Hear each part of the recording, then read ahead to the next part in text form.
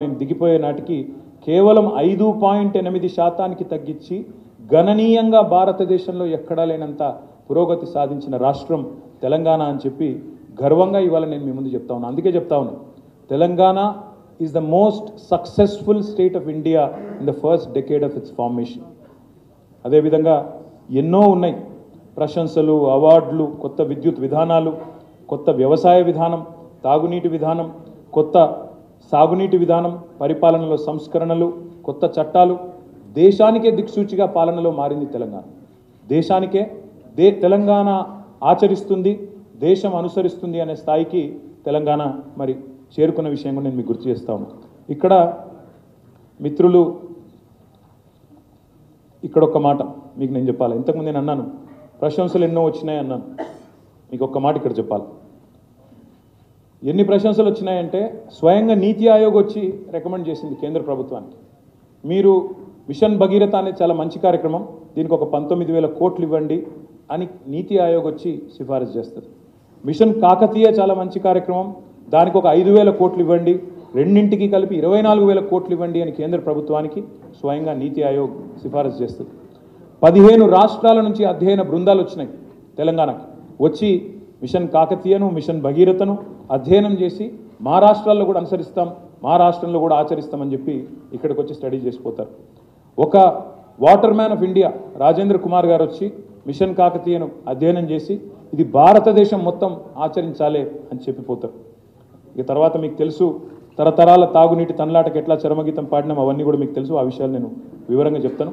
అయితే ఇక ఇక్కడికి వస్తే అసలు విషయానికి వస్తే, నిన్నగాక మొన్న దయచేసి ఇది అందరూ కూడా ఫోకస్ చేయాలని ఒకసారి వివరంగా వినాలని చెప్పి కూడా నేను విజ్ఞప్తి చేస్తా ఉన్నా. ముఖ్యంగా మిత్రులను కోరుతా ఉన్నా, నిన్నగాక మొన్న తెలంగాణ ప్రభుత్వం, కొత్తగా కొలువుదీరిన తెలంగాణ ప్రభుత్వం ఒక తప్పుల తడక, ఒక అబద్ధాల పుట్టలాంటి శ్వేతపత్రం పేరిట ఒక అంకెల గారడీకి, అభాండాలకు తెరదీసింది. అప్పుల పేరుతో అభాండాలు వేసే ప్రయత్నం చేసింది. 6,71,000 కోట్ల అప్పులున్నాయి అని చెప్పి తప్పులు చెప్పింది ఈరోజు ప్రభుత్వం. అసెంబ్లీ సాక్షిగా, అత్యున్నత చట్టసభ సాక్షిగా పూర్తి స్థాయి సత్యదూరమైన మాటలకు తెరదీసింది ఈ ప్రభుత్వం. అందుకే వాళ్ళ డొల్లతనాన్ని, వాళ్ళ రాజకీయ దివాలా కోరుతనాన్ని వివరించడానికే ఈరోజు ఈ స్వేదపత్రం. అప్పుల పేరుతో అభాండాలు వేసినారు, కానీ వాస్తవం ఏంటి అంటే ఈరోజు తెలంగాణ అప్పులు వాస్తవికంగా ఎంత, వాళ్ళు చెప్పిన లెక్క ప్రకారమే 3 లక్షల, వాళ్ళ శ్వేతపత్రంలో చెప్పారు FRBM పరిమితిలో ఉన్న అప్పులు కేవలం 3,89,673 కోట్లు. 3,89,673 కోట్లు. అందులో వాళ్ళ ప్రభుత్వం మాకు ఇచ్చిపోయిన అప్పులు, పాత అప్పు ఆనాడు 2013-14లో వాళ్ళు దిగిపోయే నాటికి ఉన్న అప్పులు 72,658 కోట్లు. ఇక్కడ ఒక్క మాట కీలకం, దయచేసి మీరు దయచేసి నేను మిమ్మల్ని కోరేది, ఇక్కడ దయచేసి మీ అందరినీ కూడా ప్రార్థించేది, ఇక్కడ ఇంపార్టెంట్ పాయింట్ ఏంటంటే మాకు 2013-14లో ఇచ్చింది, వాళ్ళు ఇచ్చిపోయింది 72,658 కోట్లు. వాళ్ళు ఇచ్చిన శ్వేతపత్రం ప్రకారమే FRBM పరిమితి లోపల మేము రాష్ట్ర ప్రభుత్వం తెచ్చిన అప్పులు 3,89,000 చేసిన అప్పు FRBM పరిమితి లోపల ఎంత అంటే 389 మైనస్ 72,658 తీసుకుంటే 3,17,015 కోట్లు మాత్రమే. కానీ దాని ఎంత బుకాయింపు అంటే ఈ 3,17,000 కోట్లను 6,71,000 కోట్లు అని చెప్పి వాళ్ళు ఇలా చిత్రీకరించే ప్రయత్నం చేస్తూ ఉన్నారు. ఇది ఎందుకు డొల్లా అని నేను అంటున్నా అంటే, ఇందులో ప్రభుత్వ గ్యారంటీ ఉన్నాయి 1,27,208 కోట్లు ఉన్నాయి.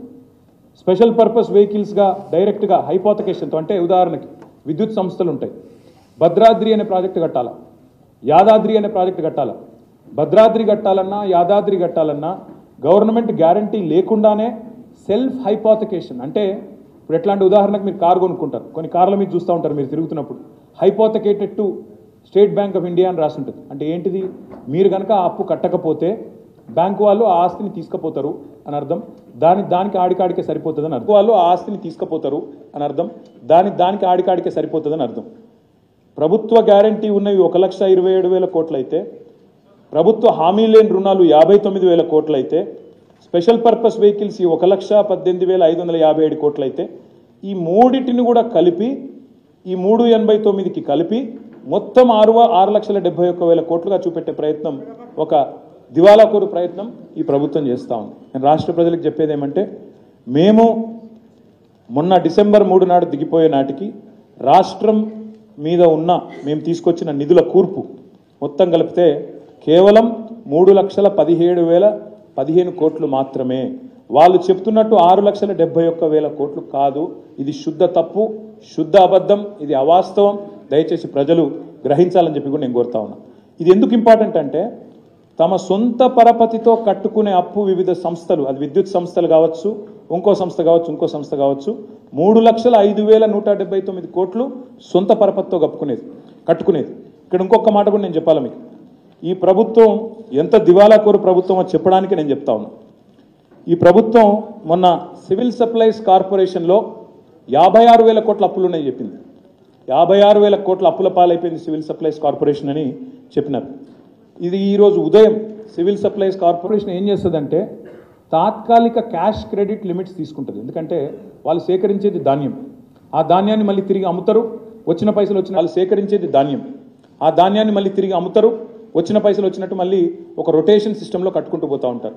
ఇవాళ ఉదయం సివిల్ సప్లైస్ కార్పొరేషన్ వెబ్సైట్ చూపెడుతున్న ప్రకారం వాళ్లకు ఈరోజు ఈ నిమిషానికి ఉన్న క్యాష్ క్రెడిట్ లిమిట్ శాంక్షన్ 24,600 కోట్లు మాత్రమే. 4 రోజుల కింద ప్రభుత్వం చెప్పింది 56,000 కోట్ల అప్పులు ఉన్నాయి సివిల్ సప్లైస్ కార్పొరేషన్ కానీ వాస్తవ ముఖ చిత్రం ఏంటంటే అది క్యాష్ క్రెడిట్ లిమిట్స్. అవి అంటే ఇంకొక మాటలో ఇంకొక అడుగు ముందుకేసి చెప్పాలంటే, ప్రజలకు అర్థమయ్యేటట్టు చెప్పాలంటే, సివిల్ సప్లైస్ కార్పొరేషన్లో 56,000 కోట్ల అప్పు ఉందని ప్రభుత్వం చెప్తోంది. కానీ వాస్తవం ఏంది అంటే, అదే సివిల్ సప్లైస్ కార్పొరేషన్ దగ్గర 30,000 కోట్ల విలువ చేసే ధాన్యం వాళ్ళ దగ్గర ఉంది. ఆ ధాన్యం అమ్మితే, ఆ స్టాక్ అమ్మితే 30,000 కోట్లు తిరిగి వెంటనే ప్రభుత్వానికి సివిల్ సప్లైస్ కార్పొరేషన్కి వస్తాయి. రెండవ మాట, ఆల్రెడీ అమ్మిన ధాన్యం ఫుడ్ కార్పొరేషన్ ఆఫ్ ఇండియా నుంచి రావాల్సిన పైసలు 16,000 కోట్లు ఉన్నాయి. ఆ రిసీవబుల్స్ని, ఈ స్టాక్స్ని రెండింటిని చూపకుండా, రెండింటి గురించి మాట్లాడకుండా 56,000 కోట్ల అప్పు, 56,000 కోట్ల అప్పని దాన్ని కూడా ఇగో ఇంట్లో లోడ్ చేసిండ్రు.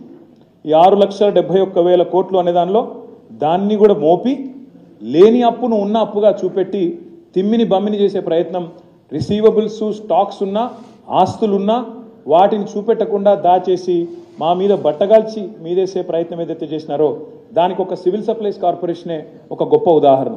మీరు కూడా ఇప్పుడే పోవచ్చు. ఈరోజు ఆదివారం, వెబ్సైట్ ఈరోజు ఇంకా కూడా ఆనే ఉంది. సివిల్ సప్లైస్ కార్పొరేషన్ పోతే, వెబ్సైట్ పోతే మీరే చూస్తారు. 24,600 కోట్ల క్యాష్ క్రెడిట్ లిమిట్ శాంక్షన్ అయి ఉన్నది. అది కూడా డైనమిక్గా ఎప్పటికప్పుడు మారుతుంది. రేపు మీరు చూస్తే స్టాక్ అమ్మిన అనుకోండి, ఇంకొన్ని డబ్బులు వస్తాయి కాబట్టి అది ఇంకా తగ్గుతుంది. రిసీవబుల్స్ వచ్చినాయనుకోండి, అది దాదాపు 10,000కో 5,000 కోట్లకో తగ్గిపోయే పరిస్థితి ఉంటుంది. కాబట్టి ఇది చాలా ఇంపార్టెంట్ స్లైడ్. దయచేసి నేను మీడియా మిత్రులను కోరుతా ఉన్నా, అదేవిధంగా మా నాయకుల్ని కూడా కోరుతా ఉన్నా, ఇది చాలా ఇంపార్టెంట్ స్లైడు. ప్రభుత్వం యొక్క వాదన శుద్ధ తప్పు.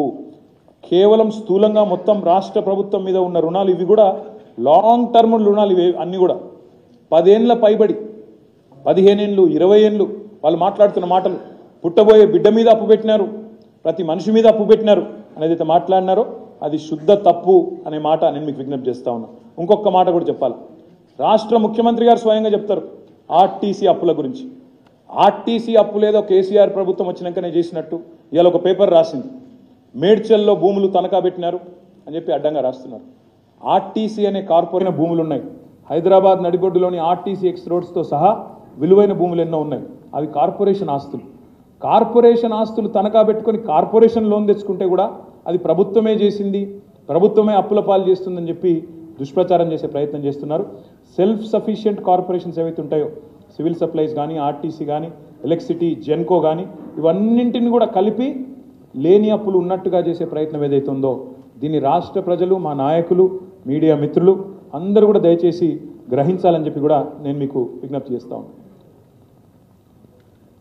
ఎందుకు ఇవాళ తెలంగాణ స్వేదపత్రం ప్రచురిస్తున్నామంటే, ఒకవైపు వాళ్ళు లేవనెత్తిన అంశాలలోని డొల్లతనాన్ని బయటపెట్టడంతో పాటు తెలంగాణ సాధించిన విజయాలను కూడా ఒక్కసారి మీకు గుర్తు చేయాల్సిన అవసరం ఉంది.